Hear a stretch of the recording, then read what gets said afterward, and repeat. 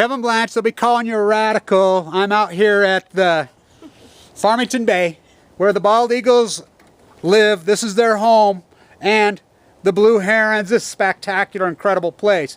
There's two right there. You know, you're not going to see them on this camera, but I talked to Rich. He's the head guy out here. Well, she called Rich and he says 15's all they're seeing on the whole refuge. Now you can see two of them out there. Now, is that low? Oh, that's beyond low. Now remember, they all died here last year. Yeah, but it still may be kind of early. Maybe, but you know, and I'm up on the lake, or on the breeding, or where they fish in Hannaford. I only counted two. Now I know why they come there. They come there why the whitefish are spawning. The whitefish are spawning now. So my point is this, and let's open this conversation, which the state of Utah doesn't want to have this conversation. I want to have this conversation. We know what goes on at Dugway. Dugway's doing what they call Operation Jackrabbit. Operation London Fog. They've come out and announced it to the press. They've announced it to the world. They say nobody's protested. I protested. Now the Grebes in 2011, they said had a massive just, you know, they committed suicide, got tricked by the freaking, you know, parking lot, and all died.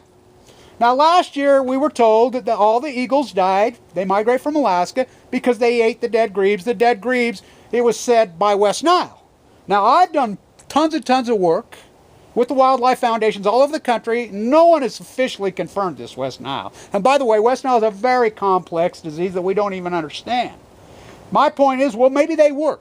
But when Fukushima happens, we know what Dugway does out there. We know they had the accident in 1968, and it took K.S.L's reporter to crawl on his hands out there. We have no media. So how can we have these conversations? So my point is, nobody wants to do this and track the numbers. You know, on the herons, on the eagles. I'll do it. I'll do it. I've done this my whole life. I come here every year since I was a little boy. I live right over here on the edge of the lake. You know, up where the nesting grounds are for the colony of the blue herons in Hannaford. I'm there every spring. You know, I can tell you exactly how many number of nests, how many there are. I can tell you the eagles. I've been doing this my entire life. This is nothing new to me. You know, these are the lowest numbers in the history since I've been alive. 54 by far, by none. Now, the herons numbers are low.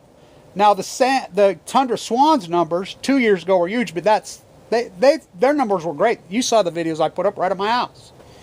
Now the lake's very, very low. Is that coming into the dynamic? Of course it comes into the dynamic. They need fresh water. So do the eagles to fish. But they're going to do this, and K.S.L. tells you that no one has formally protested. Well, I formally protested. I was down there today. It's called Operation Jackrabbit. By the way, I killed the last jackrabbit in Utah. And there was some accidentally when I was protesting at Westinghouse out behind my he jumped out in front of my car and I hit him. You know, I remember thinking how dramatic that was. You know, there's no jackrabbits left. They were everywhere when I was a boy. Now, oh, it's cyclical. No, it's not. No, it's not. The environmental poisoning, that's Energy Solutions right over there. That's Monsanto burn site. There's the refineries. There's Stericycle burning mad cow into the atmosphere right there. So stewards of the environment? No, they're the opposite. They're the rape artists. Anything for profit. Kill the last jackrabbit. Kill the last blue heron. Kill the last bald eagle. Kill them all. What happens when they kill you? And you know, there they go. You can see them move. There's two of them right there. But Rich himself, who's been out here for a long, long time, he says that the lowest numbers he's seen, he says 15 on the whole bay. Now, they lost 86 of them last year. That's, you know, that's the ones they found.